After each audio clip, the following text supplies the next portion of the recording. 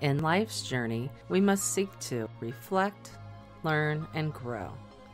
Welcome to the Road to Rediscovery with your host, Aubrey Johnson.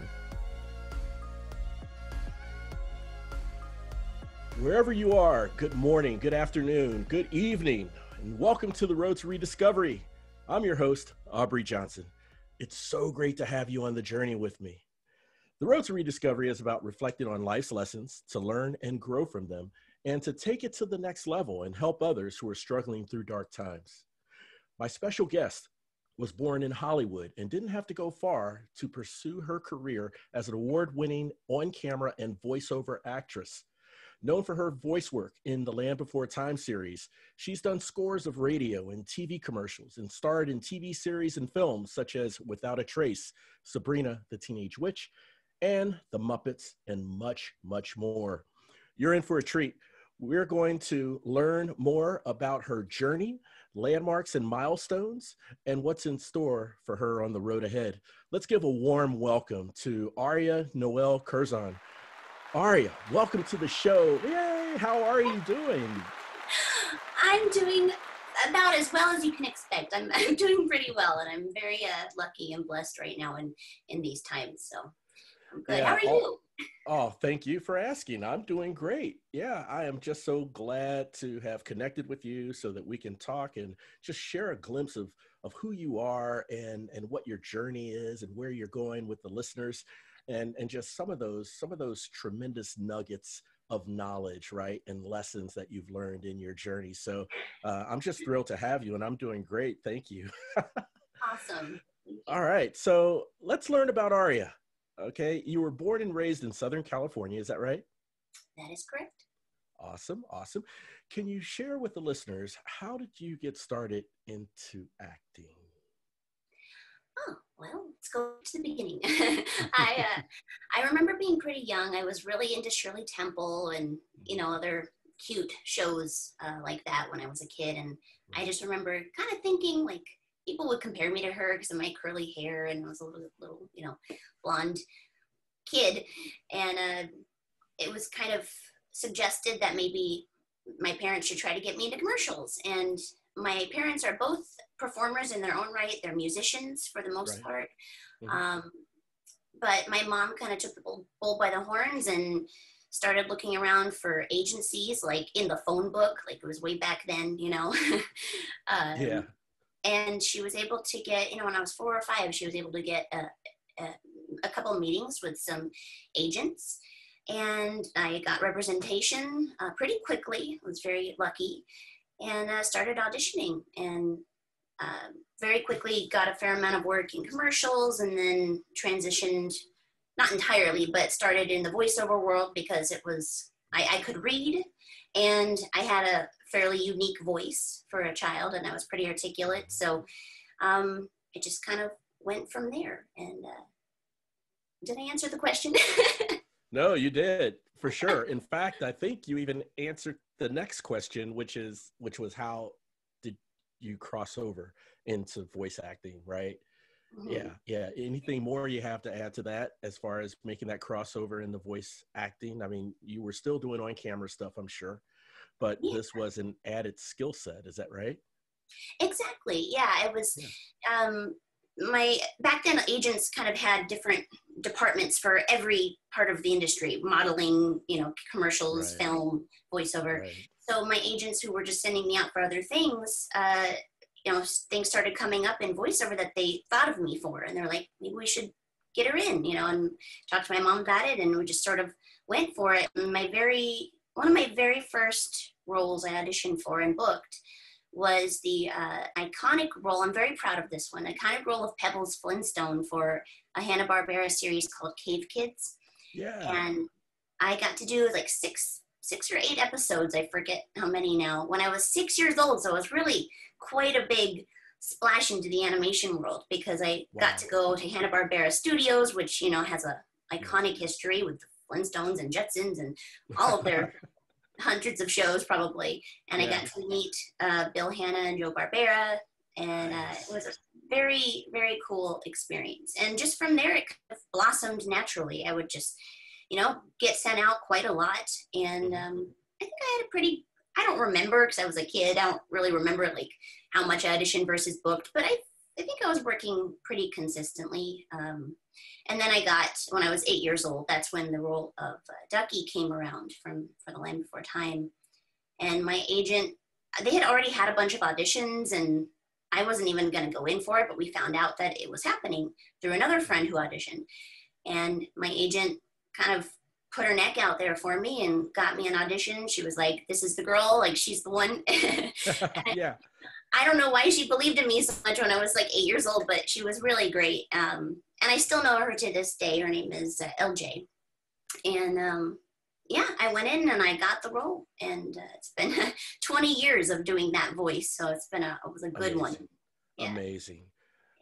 Tremendous. What an experience. I mean, an exciting experience. I personally, I'm a huge Hanna-Barbera fan. I grew up watching the Flintstones, grew up watching the Jetsons, and I guess Yogi and all those guys, and to be able to go to the studios and meet the creators, right? The ones whose names is out there, for the branding of that animation. That's tremendous. I actually have something that relates to this. I can show it to you real quick. Okay, yeah, please do. Okay.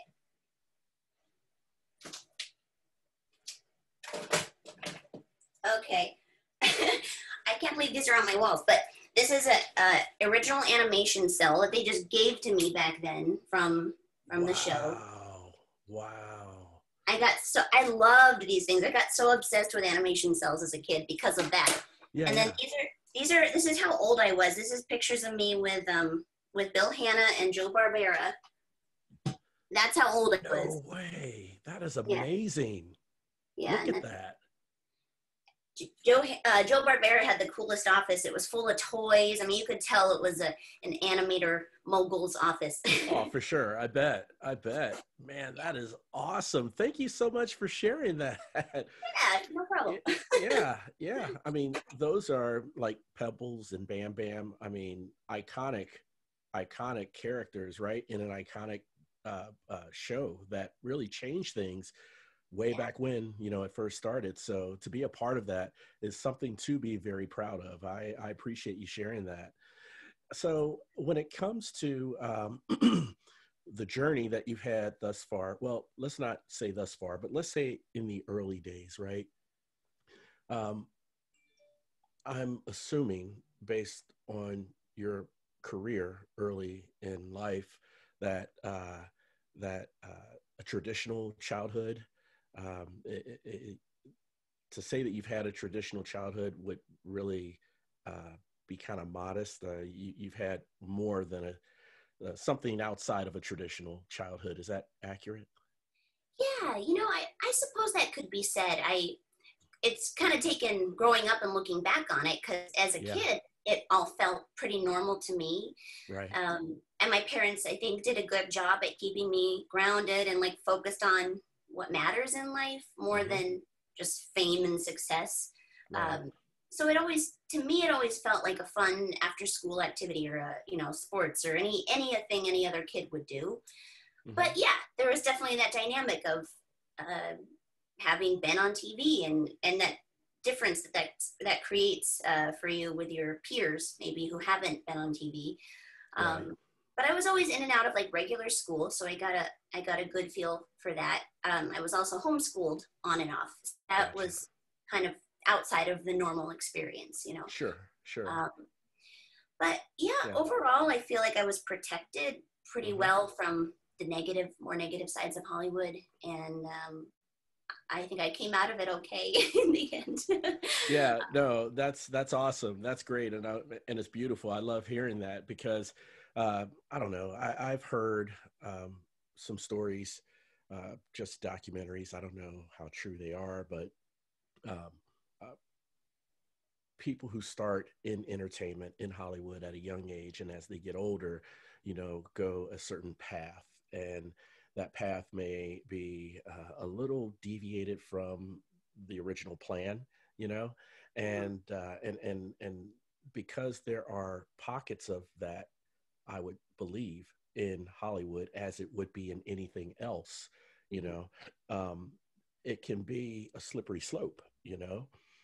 It can be easy to go in that direction, especially when you start feeling, I don't know, the fruits of fame and fortune and that sort of thing. So it was really awesome to hear that your parents kept you grounded.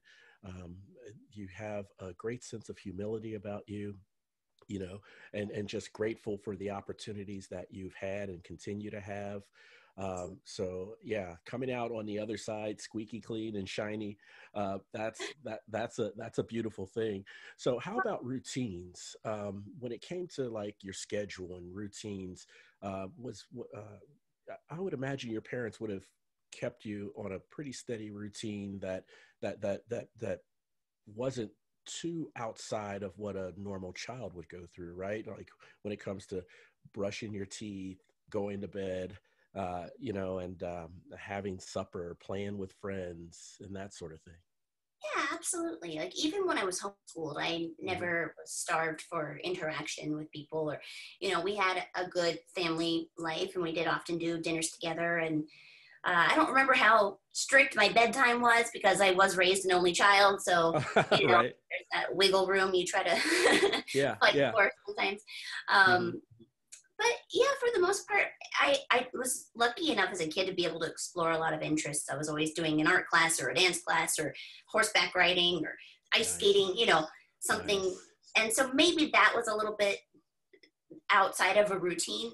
But there were times, where it was like the same.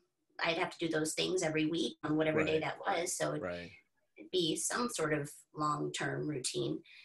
Um, and I will say, like, as an addendum or an additional thing to your prior question, Sure. just because I was lucky enough to come out fairly unscathed, I definitely, whatever documentaries you've seen, probably have a lot of truth to them because I've certainly seen uh, plenty of colleagues and peers who go all kinds of different ways. So, I understand. I yeah. understand. Well, I appreciate you sharing that as well, you know, and that's something that I don't know. It kind of reaffirms what I've watched. I don't know.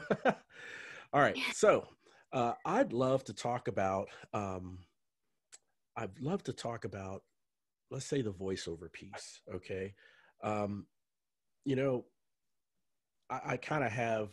I dabble in voiceover just a little bit. Um, uh, the prior area that I came from, which is Cincinnati, Ohio, I have representation. In fact, I still do, and for voiceover projects that, you know, with clients that I've worked with over the years, um, and I've done on camera stuff too, right? So uh, again, from the Midwest, very low visibility, nothing national. I've done some regional stuff, but anyhow, it's a passion of mine that I've had since 2001, right? And so I've done a lot of reading up on voiceover before taking the plunge to actually get into the networking with, you know, with people and creative directors and all that sort of thing. So one of the things that I've learned when it came to voiceover is that, let's say, rewind back to the 70s or the 80s, from what I've understood, back in those years, in those times, voiceover was kind of considered an afterthought type of gig, right? So almost secondary to on-screen acting when it came to commercials, TV shows, films, and that sort of thing. But then as you fast forward 10, 15, 20, 25 years, with the advancement of technology, with the advancement of just animated movies, and now it's not just, you know, Disney that's the king of the hill, so to speak, but then Pixar comes in and then a bunch of others, right? um, uh, Now you have big names, A-listers, right? That are being asked and willingly, you know, participating their voice in movies. I mean, think of Tom Hanks in Toy Story, right? Mike Myers and Eddie Murphy in Shrek and that sort of thing. So with the big name animated films you've voiced, you know, like with Pebbles and with Land Before Time, does what I just explained represent some of the things that you may have had to contend with when it came to auditioning and getting parts? Oh, absolutely. I've definitely seen that evolution myself. Mm-hmm. Being pretty aware of what the industry was like in the early 90s when I started. Um, you're right, the voiceover world was completely separate. The voiceover stars were voiceover stars, and then the movie stars were movie stars. And Mm-hmm. and there was what seemed like a lot more work because it was like this tier, like the top tier voiceover people were doing the biggest roles and everybody else, taking in what was left. And now when the celebrities come in and take the big ones, then it's like the top guys are now kind of doing the second, supporting roles. And then, so I've definitely seen that dynamic at play, but on the same token, or in the same token, as you said, there's a lot more being produced now. There's a lot more opportunities and content that needs talent. So, Yeah. as a friend of mine, Rob Paulson, I think, said, "What a higher tide raises all boats," or something like that. Just There you go. Yeah. there's more opportunity, and everybody can find it. And. Oh, for sure. There's a lot of work for everyone, right? Yeah. Especially now with the different types of modalities of voiceover. I mean, there's audiobooks now and podcasting, as we know, and the voice recordings for companies and that sort of thing. So there's tons to be had out there for those wanting to dabble in the voiceover world, for sure. Thanks for sharing that with us, Aria. Much appreciated. So you've won awards, okay, and you've landed big parts on TV and in movies, all big achievements, where one can say, quote, "the scent is sweet." So are there any poignant times in your career where you feel you kind of fell short, but really took to heart in learning from that experience? Is there anything like that you can share? Wow, it's an interesting question. You mean within the context of a job or a role? Well, yeah, in any context, basically, maybe there is a part that you receive, but you, in your heart of hearts, may not have felt that you've played out that role to your fullest potential, or maybe it's something you were really hoping to get that you didn't, in any capacity in your career. Is there any event like that happened? I can see that it being true and in multiple ways, Mm-hmm. actually. I mean, a lot of artists, I think, are somewhat perfectionists, and I could listen to just about any role or watch anything I've done and be like, oh man, why did I do that? I should have done that. Or, Yeah, yeah, maybe it's the editor's choice, or maybe it was just me. yeah, But on a fine, like with a fine tooth comb, you could go through just about anything in life and maybe wish you would have done it a little differently. yeah. But as far as like a specific example, I mean, there were a couple roles I really wish I would have gotten, Mm-hmm. even small ones, like a small part in the Titanic. That would have been Right. fun to go down and film with all those people. Yeah, Um, yeah, yeah. And there, and if oh, there, there was, what? okay, go ahead. No, there was this other one. I mean, there have been times, and I think every actor has this. You blow an audition, you just know it in your soul, like you weren't prepared, or you're thinking of something else, Mm-hmm. and it's something you really were excited about. Somehow the stars just don't align. Some actors who Right. are good actors are not good auditioners, so that Yeah. can be its own challenge. Um, Yeah. but one of one of the roles that I really wanted was actually not a voiceover role. It was something I'd never done before. And Mm-hmm. are you familiar with Princess and the Frog, Disney? Uh, yeah, slightly, but yeah, I am Okay. familiar with it. Well, that's one of my favorite Disney movies. I just love it. And Hmm. I was going to audition for the live action um, part of the role Charlotte, where I would be acting out the scene for the animators to animate. Like, Oh, really? yeah, Yeah, I yeah. wanted that job so bad, but I didn't get it. But Mm, it's such a like that's not really a genre or part of the industry that I think many people are aware of. That there's actors who will do the scenes so that the animators can make it more realistic, you know. Did they do, well, no, I guess. I was wondering if they did The Lion King like that, because that's my favorite Disney film. And, you know, like when it comes to, okay, I'm going to go slightly off topic, but you'll see why. I'll get back to it. Like when it comes to, say, video games, right? From a technology standpoint, I understand that, you know, a lot of these electronic art sports, you know, they will have an athlete, say, in a certain suit with lights on their body, you know, on the suit, making movements so that they can capture those movements digitally, right? To have in on the game. So I'm thinking it's something similar to that for the physical movements to capture in the animation on Disney's part. Is that right? Yeah, that's like is it CGI or is it, there's a word for it. I should know it. Motion capture. I think it may be motion capture for sure. Yeah. Which I think is strictly associated with like digital animation. But as far as I know, The Princess and the Frog was actually still hand drawn. Don't quote me on that, but the way it looks to me, it looks hand drawn. So gotcha.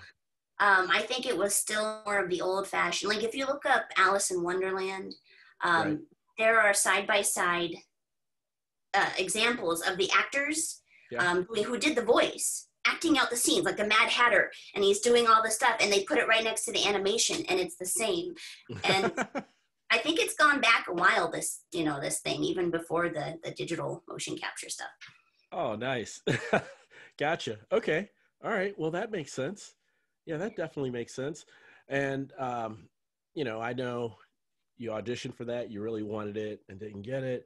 But one thing I've learned, at least in my, again, brief exposure to being a talent, is, and I know, and I believe every actor kind of goes by this mantra. We try to give it our best and give it our all on the auditions. Excuse me. Although some of us may not be good auditioners, I consider myself not that good of an auditioner.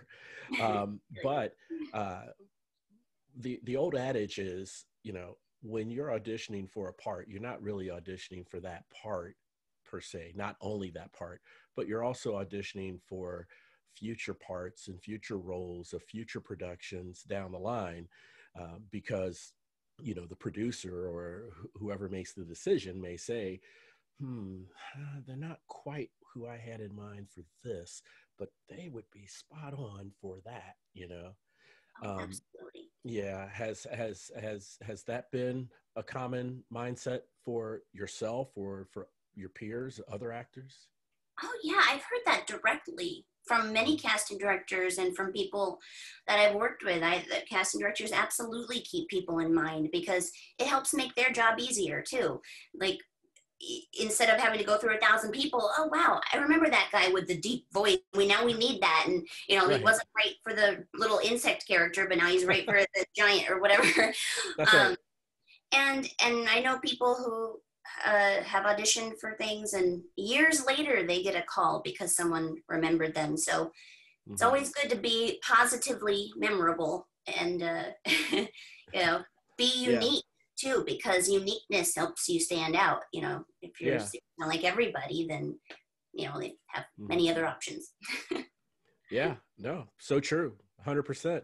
So what have you learned so far about yourself throughout this journey? Oh, wow.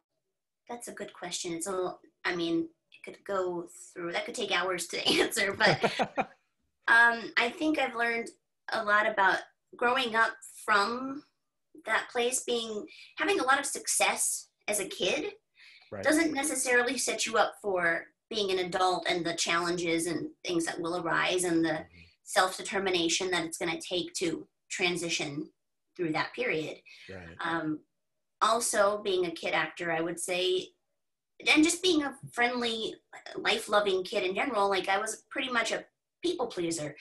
And I've had to learn over many, many years how to have some better boundaries and say no if I need to say no. And Sure. that's just a constant journey. But I also learned that this whole acting thing is pretty much in my soul to some degree, because even when I take breaks or don't think about it for a while, there's always something there that comes alive when I get the opportunity to be creative like that. Very nice. Very nice. So what is the best advice you have received in your career? Oh, best advice. I would say just to treat everybody well, like treat the second AD assistant person just as well as you would the executive producers. Mm-hmm. It's kind of a negative way of putting it, but someone said, the people you meet on the way up are going to be the same ones that you see on the way down. They've said that. Yeah, for sure. I've heard that too. So no matter what happens, no matter how hard you try in life, you're going to get what's meant for you, and some things are not going to be meant for you. So right. Changing your nature as a person or disregarding others or during the process is not going to pay off in the long run, No, for sure it's not. No, it's not.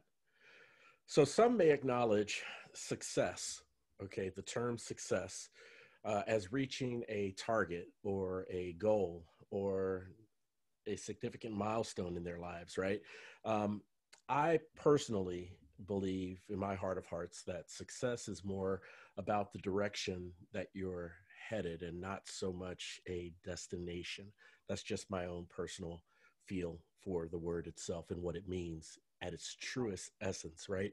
So how does Aria define success?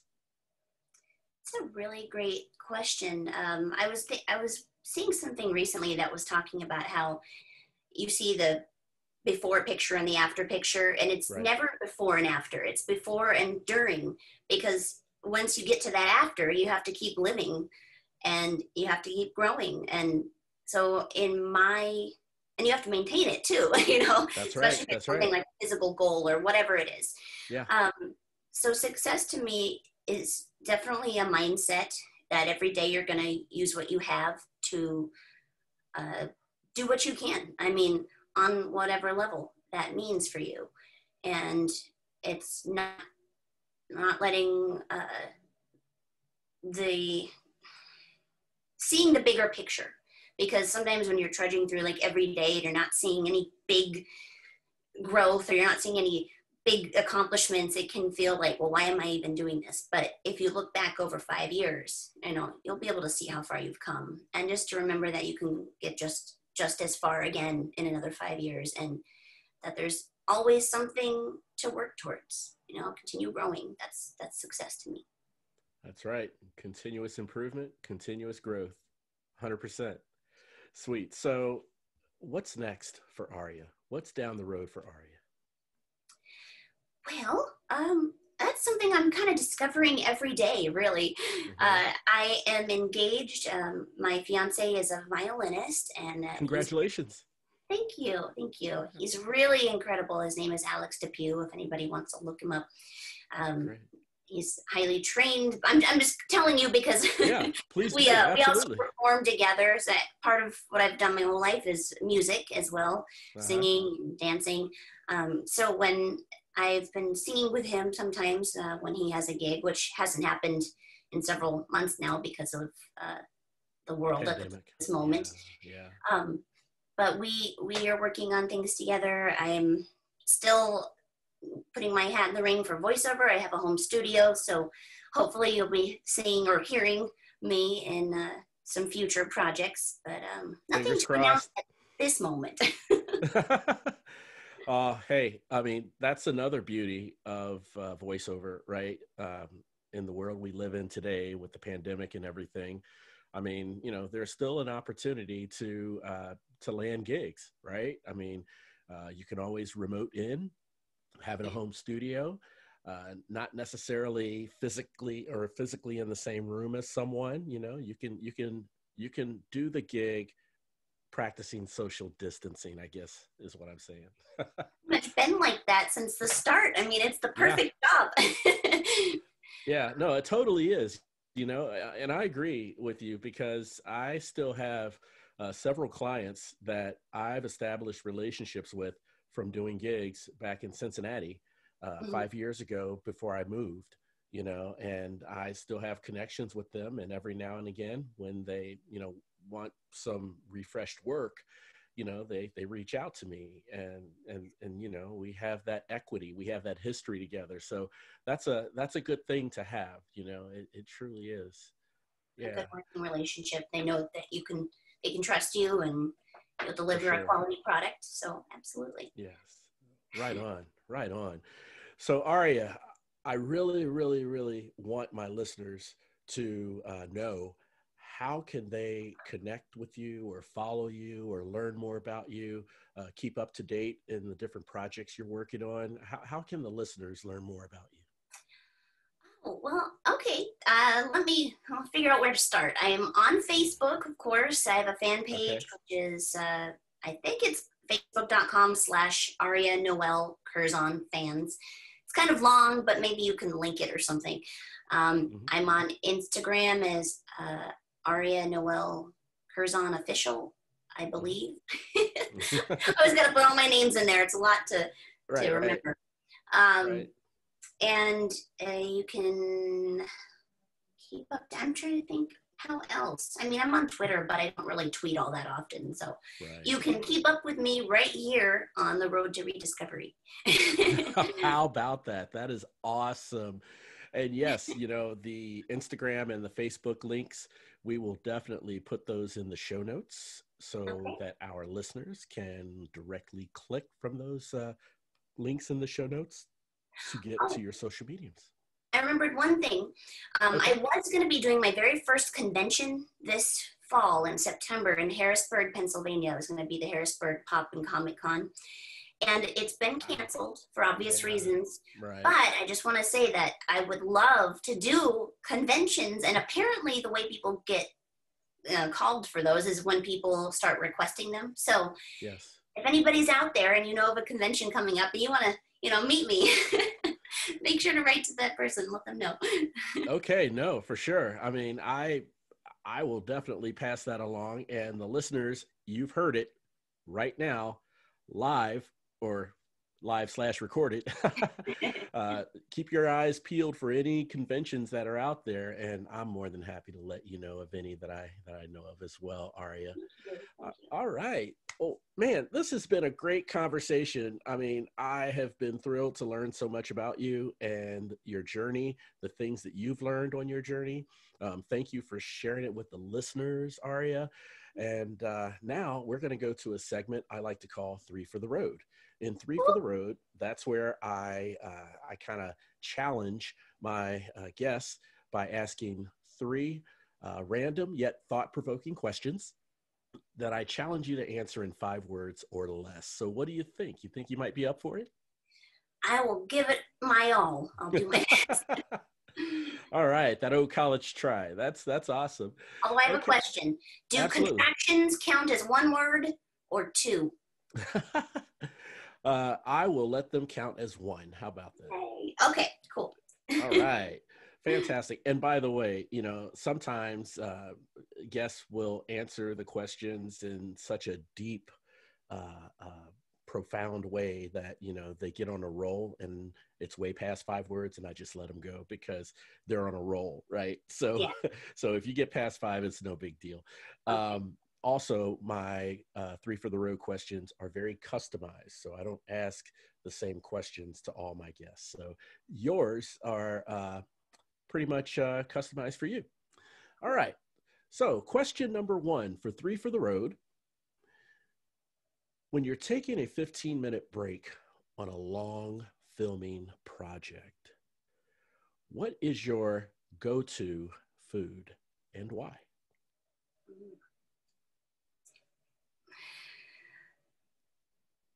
Tacos. Nice. They hit every time. Every time, like street tacos? Yeah. Very good. Oh man, they're delicious too. Yeah, love Mexican food. All right, fill in the blank. Unlike screen acting, voice acting allows me to wear pajamas. I love that. And it's so spot on and so appropriate to the way we're living with what's going on today, right?